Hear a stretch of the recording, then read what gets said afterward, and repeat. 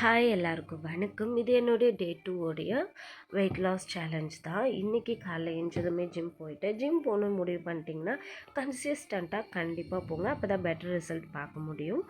அப்புறம் நான் நிறைய தண்ணி குடிப்பேன். நீங்கள் டயட்டில் இருக்கும்போது கண்டிப்பாக தண்ணி ரொம்ப முக்கியம். ஏன்னா சம்டைம்ஸ் உங்களுக்கு கிரேவிங்காகவே இருக்கும், ஆனால் நீங்கள் சாப்பிட்ருப்பீங்க. அது என்னென்னா தாகமாக தான் இருக்கும். அதனால் நிறைய தண்ணி குடிங்க. மார்னிங் பிரேக்ஃபாஸ்ட்டுக்கு நான் கிரேப் ஜூஸ் தான் எடுத்திருந்தேன். அது வடிகட்டாமல் குடிச்சிருந்தேன். முக்கியமான விஷயம் சர்க்கரை போடாமல் குடிச்சிருந்தேன். நீங்கள் வெயிட் லாஸில் இருக்கீங்கன்னா மெயினாக சர்க்கரையை அவாய்ட் பண்ணுங்கள்.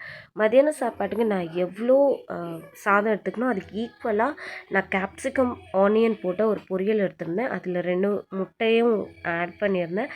முட்டை ரொம்ப முக்கியம், ப்ரோட்டீன் அதில் தான் இருக்கும். நீங்கள் ப்ரோட்டீன் இல்லாமல் ஒரு டயட் இருந்தீங்கன்னா உங்களுக்கு பாடி ஃபிட்டாக வராது, தொலைன்னு தான் இருக்கும்.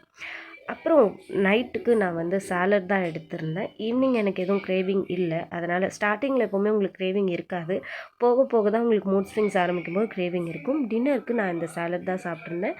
ஆனியன், குக்கும்பர், அப்புறம் கேரட் திருவி கூட்டி ஒயிட் சன்னாலாம் அவிச்சு போட்டு எடுத்திருந்தேன். ரொம்பவே நல்லா நைட் டின்னருக்கு ரொம்பவே ஃபில்லிங்காக இருக்கும். முடிஞ்ச வரைக்கும் டின்னர் ஒரு 8 o'clock முன்னாடி சாப்பிட பாருங்கள்.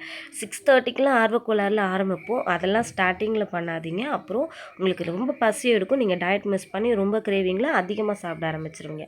ஸோ ஸ்டார்டிங்கில் ஒரு 8 o'clock முன்னாடி சாப்பிட ஆரம்பிங்க. தேங்க்யூ. டே 3ல் பார்க்குறேன்.